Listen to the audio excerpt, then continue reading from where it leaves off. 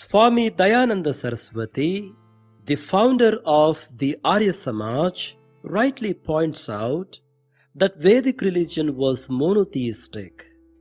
He tried to revive it and succeeded to an extent. The Vedic religion was brought to India by the Aryans. According to the Vedas, they were composed when Aryans were living on the banks of the river Saraswati. The location of the river Saraswati is not yet identified. The popular view is that at Triveni Sangamam, the three rivers Ganga, Yamuna and Saraswati meet. But in reality only two rivers, Ganga and Yamuna, meet there. And the Pujaris explain that Saraswati is invisible. But the Vedas say that people were living on its banks.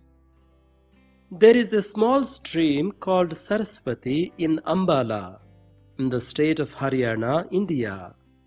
But it does not fit into the description given in the Vedas. Dr. Murali Manohar Joshi, former HRD Minister of India, strongly believes that there was a river parallel to the Indus, which was the Saraswati River. However, archaeologists and geologists have not found any evidence for such a river. Some historians identify the Saraswati River with the international river of Europe, Danube. Incidentally, all European ethnic groups have the Aryan characteristics.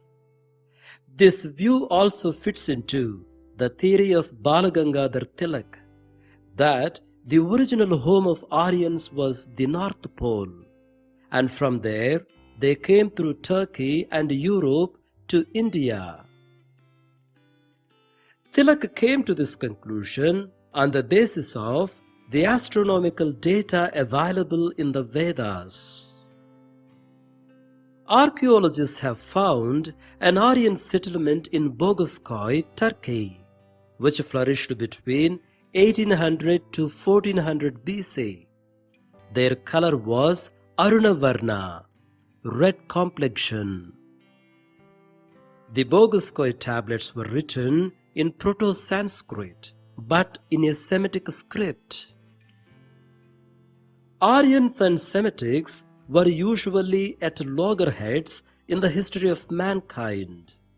However, here the two racial groups merged to form a composite culture. According to the Bible, the holy book of Christians, there is such an interracial marriage between a leading Semite and an Aryan woman. After the death of Sarah, Abraham, a Semite, married Keturah, a Hittite Aryan. We do not read in the Bible that God asked Abraham to marry her, nor was it a suitable age for marriage. At that time, Abraham was more than 100 years old. Probably it was a political marriage to establish peace between the two hostile races, Semitics and Aryans. Through Abraham, Keturah gave birth to 6 sons. According to the Bible, the first 4 sons settled in the Middle East. The last 2 sons migrated eastward to an eastern country.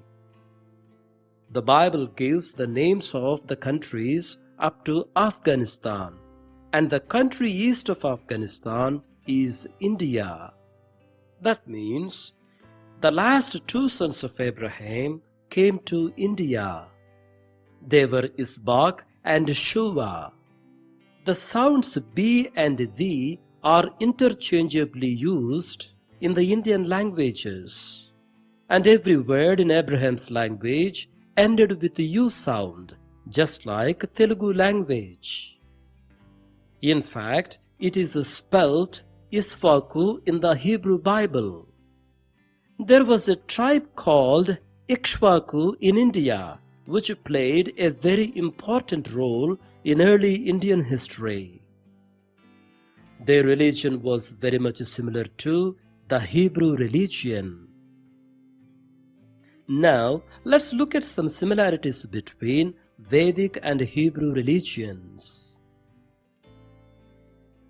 In Vedic religion, God, Brahma, is the creator of the universe. In Hebrew religion, God, Elohim, is the creator of the universe. In Vedic religion, Shabda Brahma, Om, the voice of God, is the first cause of creation.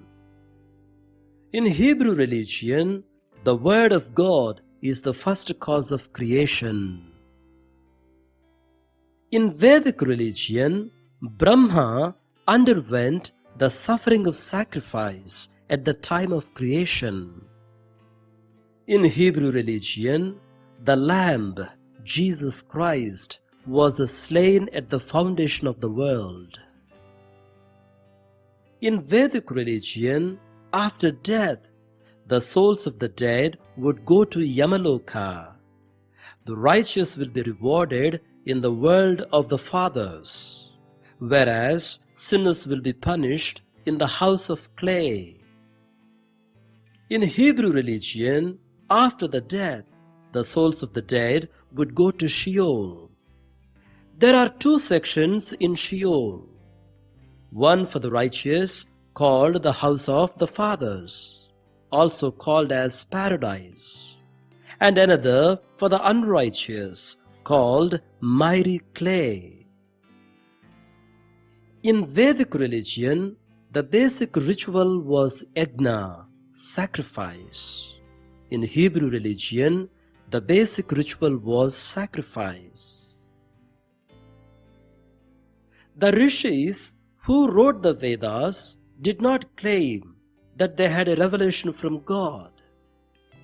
They very honestly declared regarding the creation and its origin that God knows, or maybe even He does not know.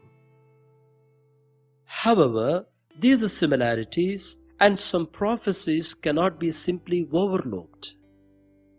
They had those insights from their forefather Abraham through Keturah.